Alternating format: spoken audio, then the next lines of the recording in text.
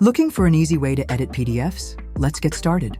First, let's open Google and type thepdffox.com in the search bar.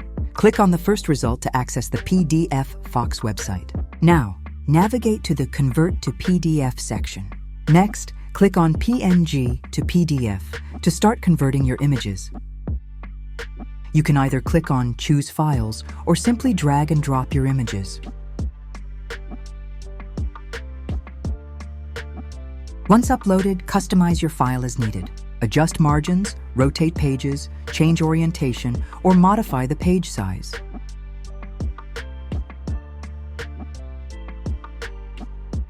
When you're happy with the settings, hit Convert to PDF to process your file.